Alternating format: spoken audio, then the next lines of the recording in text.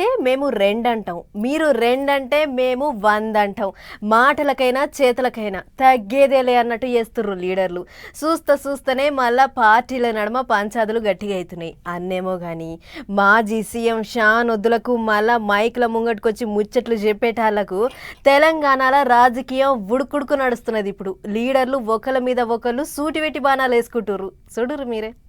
రావాలే అని కాయిసివాడి పిలిచినందుకు వచ్చి అందరికీ ఆయమన్న ముచ్చట్లే చెప్పిపోయిండు మాజీ సీఎం కేసీఆర్ సారు. అన్నిటికి మించి చెయ్యి పార్టీ వాళ్ళకు సరిపోను సమర్పించిండు. అందుకే సారు ముచ్చట్లకు సర్కారు లీడర్లంతా లేచి కూర్చుండ్రు, పొట్టు పొరక సాపిస్తుండ్రు. కేసీఆర్ అనేది గతం.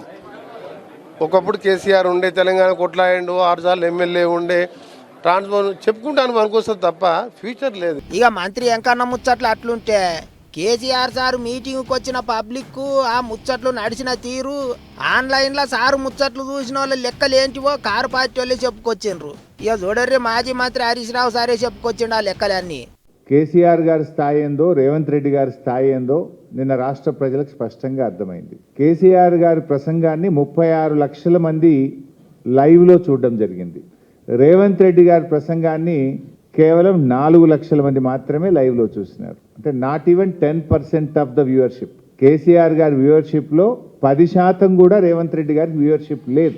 అంటే ప్రజలు కేసీఆర్ గారి పట్ల ఎంత గౌరవంగా ఉన్నారు, 2.5 ఏళ్లలో నీ స్థాయి ఎక్కడి నుంచి ఎక్కడికి పడిపోయిందో స్పష్టంగా అర్థమవుతుంది. ఇక జగిత్యాల మీటింగులో కేసీఆర్ సార్ ముచ్చట్ల మీద పువ్వు పార్టీ వాళ్ళు కూడా గరం అవుతుండ్రు. బొబ్బ చేసిండ్రు కానీ అంత వట్టిదే, 2 పార్టీలు ఒక్కటే అన్నట్టు మాట్లాడుతుండ్రు కాషాయం లీడర్లు.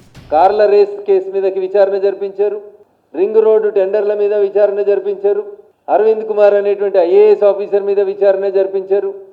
ఇది కాంగ్రెస్ పరిస్థితి. అంతకుముందు కేసీఆర్ గారి పరిస్థితి కూడా అంతే. ఓటుకు నోట్ల విచారణ ఉండదు. ఆయన రేవంత్ రెడ్డిని కాపాడుతాడు, ఈయన కేసీఆర్ గారిని కాపాడుతాడు. ఇక ఇన్నొద్దులు జీవన్ రెడ్డి సారును చెయ్యి పార్టీ వాళ్ళు పెద్దగా ఏం అనలేకుండే కానీ సోమవారం నాడు జగిత్యాలలో మీటింగ్ పెట్టి గులాబీ చెల్లబట్ట కప్పుకొని ముఖ్యమంత్రి మీదనే బాణాలు వేసేటాలకు పేద మనిషిని మంచిగానే ఆరుచుకుంటుండ్రు కాంగ్రెస్ లీడర్లు. జీవన్ రెడ్డి గారు మోసానికి నిలయం, మోసానికి మారుపేరు. ఎంతసేపు నాకు పదవులు రావాలి, నేనే పదవులను అనుభవించాలి, ఇంకొకటి లేడు. ఇంకో దిక్కు ఎన్నిసార్లు సీట్ ఇచ్చినా ఓడిపోయిండు, మరి మేమేం చేయాలి అన్నట్టు నస్తూర్పల్లి మీటింగులో గట్టిగా అరుచుకుంటూ కదా సీఎం సారు.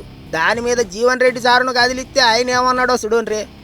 రాహుల్ గాంధీ గారు ప్రధానమంత్రి కాలేకపోయిందంటే ఎవడు బాధ్యత, నువ్వు కాదా? ఈయన రాహుల్ గాంధీ ప్రధానమంత్రి చేస్తున్నాడు.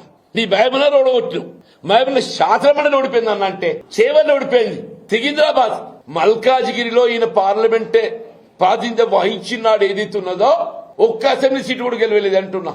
కారు పార్టీకి రాష్ట్ర ప్రధాన కార్యదర్శి అయినాక తొలతసారి మైకుల ముంగటికి వచ్చిన పెద్ద మనిషి ఇట్లా మాట్లాడిండు.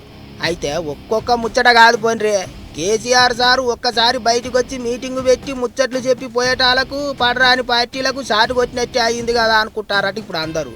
ఇట్లా ఇక మాజీ సీఎం సారు ఇద్దరు నెలకో 2 మీటింగులు పెట్టుకున్నారంటే ఇక రాజకీయం, ముచ్చట్లు అనుకుంటారు పబ్లిక్.